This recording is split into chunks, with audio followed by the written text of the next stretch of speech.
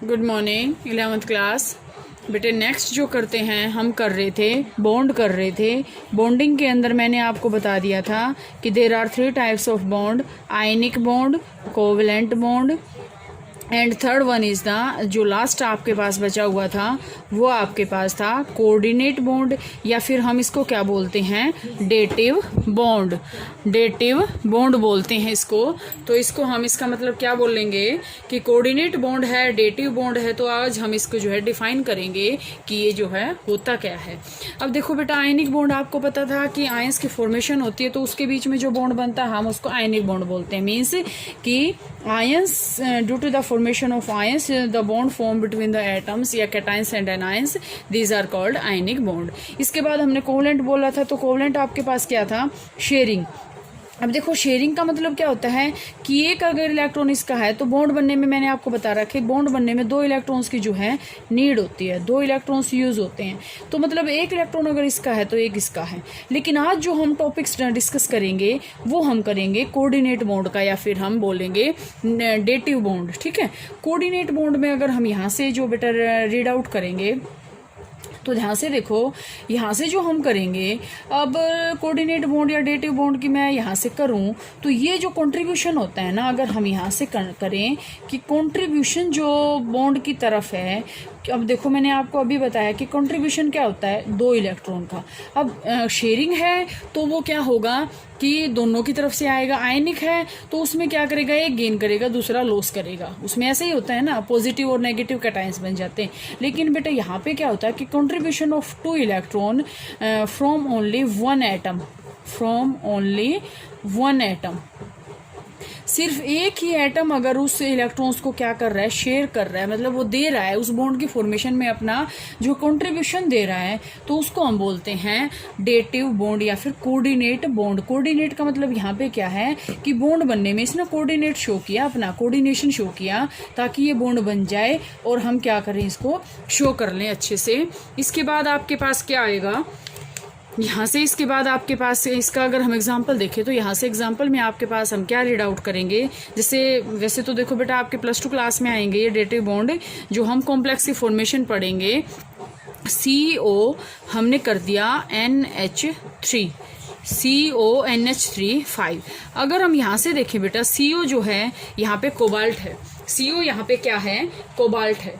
Cobalt में यहाँ से आपके पास क्या आएगा कि कोबाल्ट, कॉपर नहीं है ये, कोबाल्ट, ये जो है कोबाल्ट ऐसे है, ये हमने कोबाल्ट है। और यहाँ से इसके पांचों तरफ जो है यहाँ हम 6 बना दें, CONH3 6 कर दें, या 5 है, 5 आएगा वैसे। तो यहाँ से आपके पास क्या आएगा, ये यहाँ पे NH3 है, यहाँ पे भी NH3 है, यहाँ पे भी NH। तो यहाँ से बेटा मैं अभी क्या बता रही थी कि जैसे मैंने आपके पास ये एग्जांपल ले लिया कोबाल्ट का और अमोनिया के साथ जो है, यहाँ से हमने एग्जांपल ले लिया। तो अगर हम यहाँ से देखते हैं तो जैसे मैं अगर अमोनिया का स्ट्रक्चर आपको बताऊं तो अमोनिया का जो स्ट्रक्चर है वो कैसे बना था, N के साथ यहाँ 3 हाइड्रोजन थे, यहाँ क्या थे, लोन पेयर था।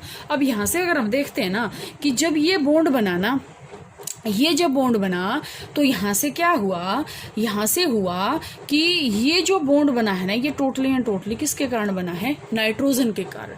नाइट्रोजन के कारण कैसे बना है, क्योंकि जो इसके जो लोन पेयर्स थे ना, इसने यहाँ पे वो दोनों यूज कर लिए। ठीक है, यहाँ पे इसने दोनों यूज कर लिए, तो इसके बाद ये जो बॉन्ड की फॉर्मेशन है वो हो पाई है। अदरवाइज देखो यहाँ से अगर हम यहाँ से कार्बन मोनोऑक्साइड का इसका कोबाल्ट का देखें तो यहाँ से इसमें आपके पास क्या है, इसकी जो फॉर्मेशन है वो यहाँ पे पॉसिबल नहीं होगी। वैसे कॉम्प्लेक्स कंपाउंड जो है आपके +2 में आएंगे तो वहाँ पे आपको बहुत अच्छे से समझ में आ जाएगा। यहाँ पे सिर्फ आप इसकी डेफिनेशन कर लो और बाकी यहाँ पे आपको कुछ नहीं करना। ठीक है, तो इसके बाद बेटा जो आपके पास आते हैं वो आते हैं बॉन्ड पैरामीटर्स।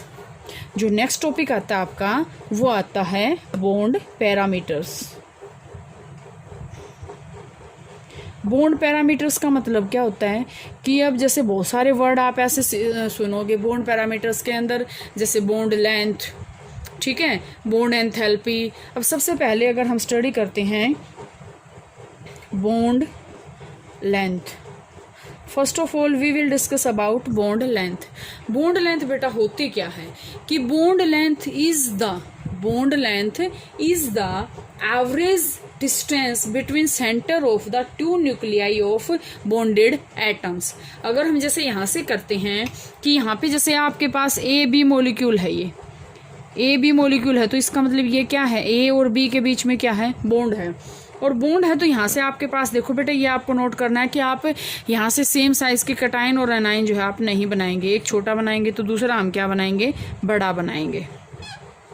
ये है ऐसे। अब इनके सेंटर्स को आपस में मिला दो, ये इसका सेंटर है, ये इसका सेंटर है, तो जो एवरेज डिस्टेंस होता है ना, means average distance between the centre of two nuclei of two bonded atom, it is called bond length.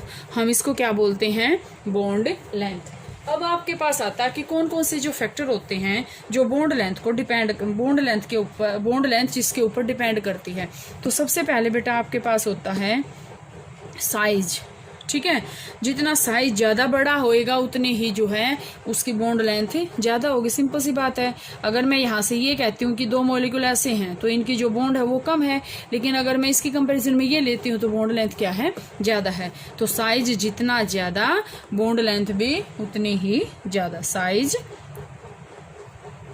जितना ज़्यादा बॉन्ड लेंथ भी उतनी ही ज़्यादा। इसके बाद अगर हम बेटा दूसरे फैक्टर की बात करें तो दूसरा फैक्टर होता है multiplicity of the bond. Multiplicity का मतलब नंबर ऑफ बॉन्ड, कि जितने ज़्यादा बॉन्ड होएंगे जो साइज है वो, सॉरी बॉन्ड लेंथ है वो क्या होती जाएगी, डिक्रीज होती जाएगी। जैसे अगर मैं कार्बन कार्बन सिंगल बॉन्ड की बात करूँ तो ये लंबा बॉन्ड होएगा, लेकिन कार्बन कार्बन अगर डबल बॉन्ड लूँ तो ये जो है और भी छोटा होएगा, और कार्बन कार्बन ट्रिपल बॉन्ड लूँ तो मैं ये इससे भी छोटा होएगा, ठीक है। इसके बाद आपके पास जो इसमें नेक्स्ट आता है वो आता है हाइब्रिडाइजेशन। हाइब्रिडाइजेशन, हाइब्रिडाइजेशन भी जो है इसको इफेक्ट करती है। कैसे, देखो हाइब्रिडाइजेशन, अब इसी में आपके आएगा टॉपिक हाइब्रिडाइजेशन का। अभी तक आपको नहीं पता कि हाइब्रिडाइजेशन होती क्या है।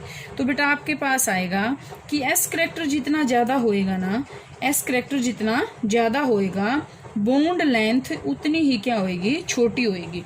एस करैक्टर, एस जितना ज्यादा बॉन्ड लेंथ उतनी कम।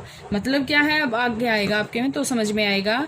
sp3 की क्या है, सबसे ज्यादा होएगी, sp2 की जो है कम होएगी, और sp की जो है उससे भी बिल्कुल कम होएगी। अब यहाँ से देखें, अब ये क्या है 1:3 रेशियो है। इसका जो है यहाँ पे कंट्रीब्यूशन कम है, ठीक है। यहाँ पे क्या है 1:2 है, और यहाँ पे क्या है 1:1 रेशियो है। मतलब यहाँ पे क्या है कि शॉर्टर वेवलेंथ उतनी ही कम होएगी, मतलब वेवलेंथ उतनी ही कम होएगी। अगर हम इसमें कंफ्यूज होते हैं तो यहाँ से हम देख सकते हैं कि यहाँ पे जो इसका कंट्रीब्यूशन है, यहाँ पे इसका 70-30 कंट्रीब्यूशन। यहाँ पे अगर हम पढ़ते हैं तो 60-40, और यहाँ पे है 50-50। तो यहाँ से अगर हम देखते हैं जितना एस करैक्टर ज्यादा होएगा बॉन्ड लेंथ उतनी ही क्या होएगी, कम होएगी, ठीक है। तो यहाँ से बेटा आपके पास क्या आएगा, इसके बॉन्ड लेंथ आएगी, तो इसके ऊपर जो फैक्टर्स होते हैं ये डिपेंड होते हैं, तो यहाँ से आपके पास ये आ जाएगा। तो यहाँ से आपके पास और हम क्या, बॉन्ड एंगल। इसके बाद आपके पास क्या आता है, बॉन्ड एंगल।